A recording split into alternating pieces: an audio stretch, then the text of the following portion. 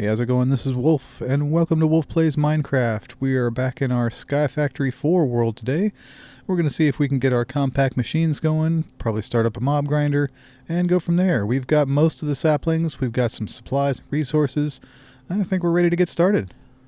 So, to get started with compact machines, the first thing we're going to need to do is build a large platform on which to construct our compact machines. Now, many people have different ideas on how to construct their platform. Some people actually build a compact machine and then put their compact machine building platform into a compact machine, which is kind of interesting, and we might try that out. But the first thing we have to do is build our platform. There's a special little gadget here called the building gadget, which will help us out a lot with that, and let's see how that works. So the building gadget is a neat little tool. If you hold it in your hand and hold down the G key, it'll bring up some options for you. It'll show you that it can build a horizontal wall, horizontal column, vertical column, or build to me. Build to me is what I usually use because the way you use build to me is you would shift and right click on a type of block that you want to select, and as long as you have that block in your inventory, as you can see here, it'll show you a preview of the blocks that you can build. And all you have to do is right click and it will place those blocks in for you. Boy, does that save a lot of time. So now that we got one edge of our platform built, I'm going to go ahead and count off the squares out into the void, and then we'll fill in our platform. So let's do that real quick.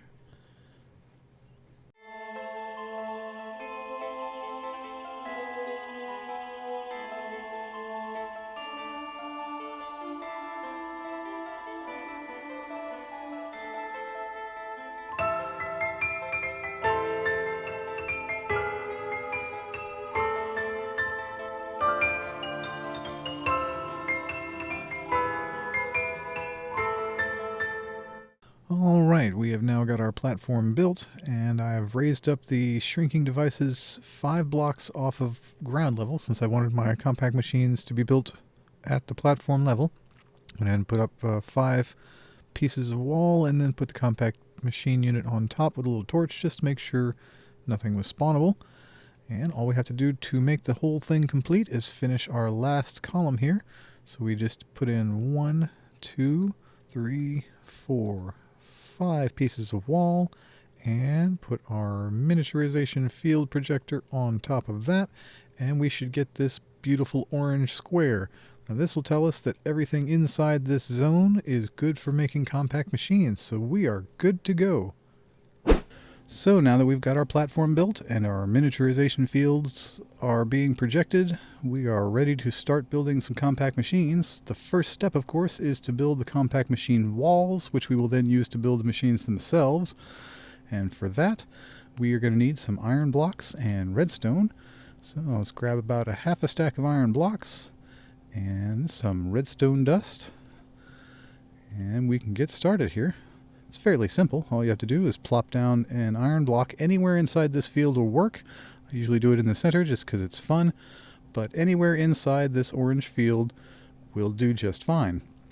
Plop a dot of redstone on top of our iron block, and then we will use the Q key to throw a piece of redstone into the field, and that will miniaturize our block into blocks of compact machine wall.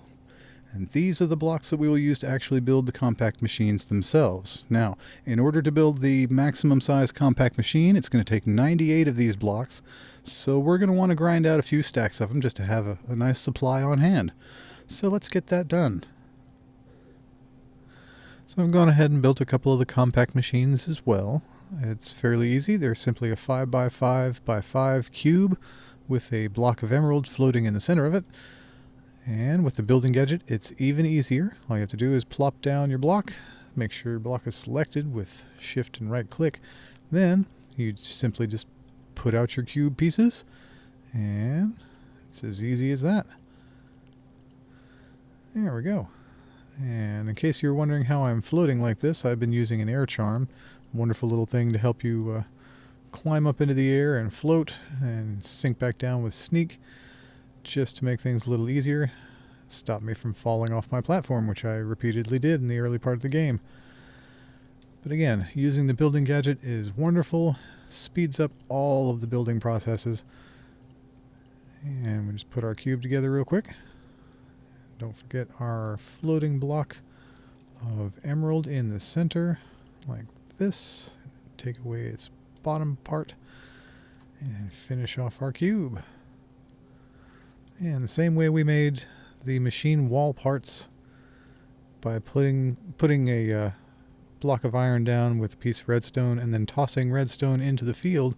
Instead of redstone, this time we'll be tossing an ender pearl into the field to activate the miniaturization process, just like that. And that's all it takes to build some compact machines. And once we have these compact machines built, I'm going to show you how to jump inside and have some fun inside the compact machines. We can build other machines in there. We can nest the machines inside machines. We can put our smeltery or farms or resource hogs or anything we want inside a compact machine, and it'll still run as if it's in the overworld without having to cause extra lag on the computer or other problems such as that. And there we go. One compact machine. One more component of the compact machines we will need to make everything function properly is the tunnel. And a tunnel is used inside the compact machine. You stick it on a wall, floor, ceiling, and then tell it how to access the outside world. So we can hook up pipes and wires and other machinery, put compact machines inside compact machines, and so forth and so on. And the tunnels are fairly easy to make. All you have to do is plop down your compact machine wall, put a hopper on top, draw a ring of redstone around the outside, just like this, and then we will toss our piece of redstone in to activate the miniaturization process, and that will shrink down and give us 2 of the tunnels. Just like that. So now that we have our compact machines, we can pretty much put them down anywhere and then shrink ourselves down and go inside the machine using our personal shrinking device. We right click on our machine and we will actually go inside. It's a completely separate dimension, however it is still running while you're in the overworld. So for example, now that I'm inside my maximum size compact machine, I have all this space to work with. I can build a farm in here, I could build other redstone components and machinery in here, and it's going to stay running as if it's in the overworld without causing a bunch of extra lag. It's really nice. It also saves a whole lot of space in your base.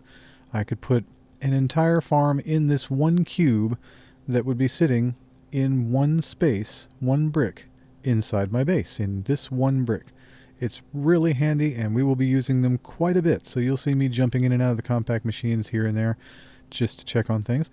But that's Compact Machines. It's a wonderful mod, a wonderful addition to Sky Factory, and it's going to make a whole lot of things a lot simpler and more space efficient.